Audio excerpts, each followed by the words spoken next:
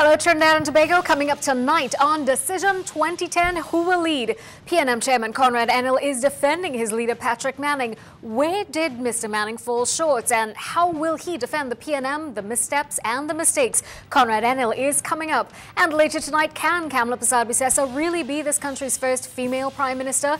Can she really be a true leader in this coalition that has been formed? And do Jack Warner and Suraj Rambachan still really hate each other? Will that rift tear the party apart? Later on tonight, one of those men will be here to answer. But first, they say the voice of the people is the voice of God. What are the voters saying about this coalition unity? Tonight, the voice of the people.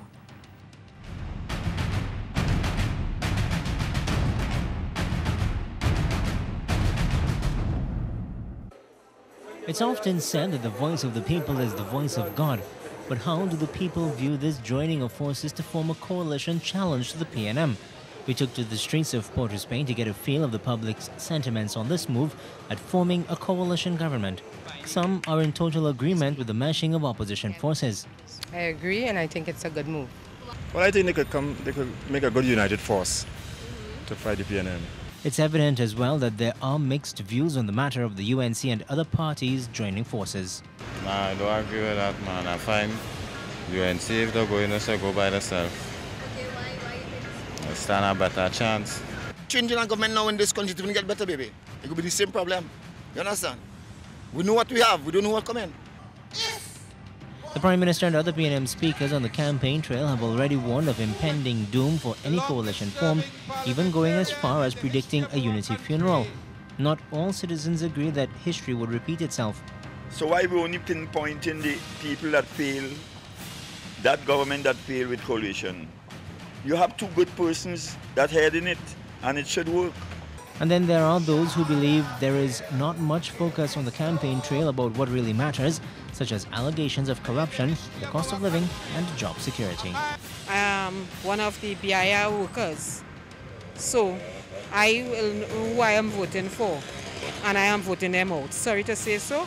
I prefer the PNM government because Indian for Indian, something bad to say, but Indian for Indian, and I rather just put PNM back there because you could see what he did for the country. The only thing I don't agree with what he did is that he, with this UD cutting, and you doesn't hear nothing about it from him. More of the voice of the people, your voice, a little later on tonight. Don't forget, we want you to go onto the Guardian Media website, YouTube, Facebook, and Twitter to tell us what you're thinking. We want to hear your voice, what you expect of these leaders, what you expect of the parties. But first, he is the PNM chairman who's weighing in on the performance of his own political leader. Tonight, Conrad Enil is assessing his political leader's strengths and weaknesses and his party's successes and failures as we take a closer look at who will lead. Stay with CNC3 Decision 2010.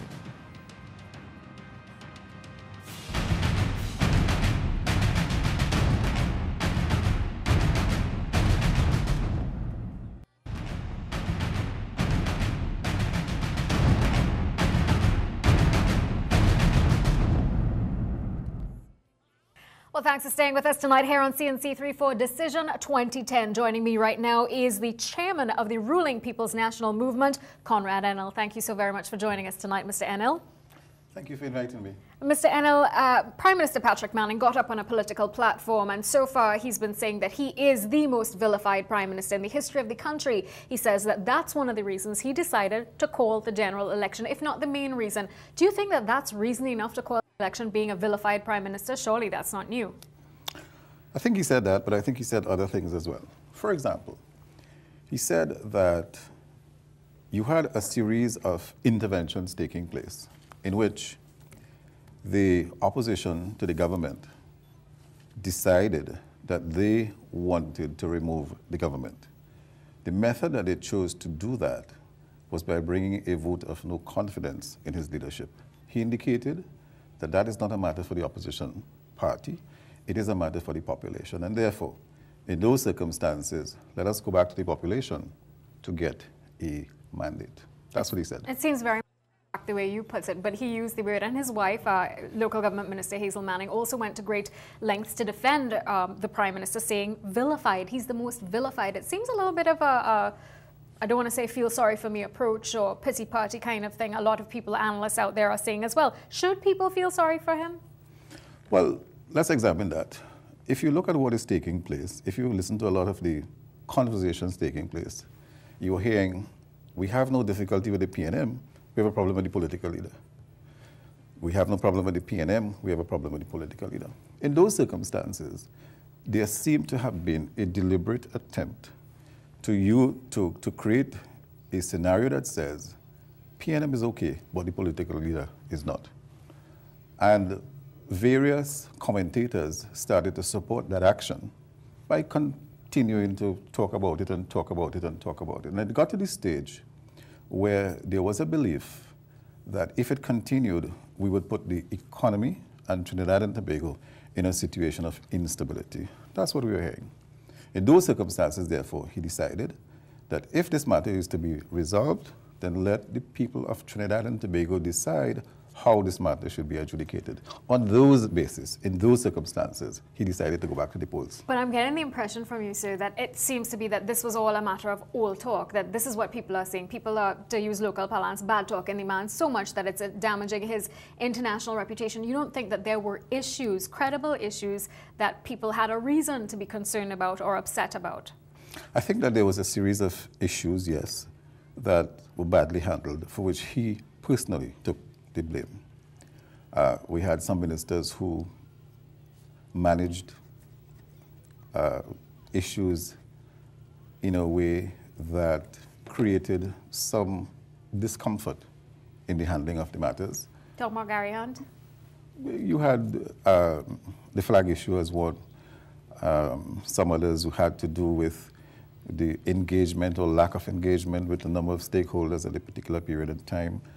And all of that created a particular kind of environment in which the impression was created that there was a disconnect.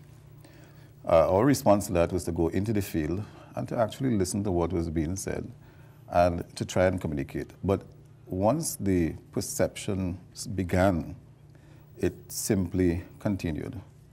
In those circumstances, therefore, in his judgment, it was time to ask the country to adjudicate on the matter. The way you do that is through a general election. That's what he has done. Did he consult with the rest of his cabinet? There's some very high-ranking members of the cabinet, including yourself. Did he consult? Was this consultation, or was this a matter of Mr. Manning saying, as political leader, I'm the one taking all the flak for this, and therefore we're going back to the polls? What he did is that in about October, he started a series of interventions at the level of the party. And what he basically said at that time was this: the way the situation is emerging, we need to put constituencies in such a state that should the political leader want to exercise the option of calling an election, there should be no difficulty in so doing. So that what he sought to do was to prepare the party and to create within the party the organization, the structure, and the learning that is required for a party to be successful.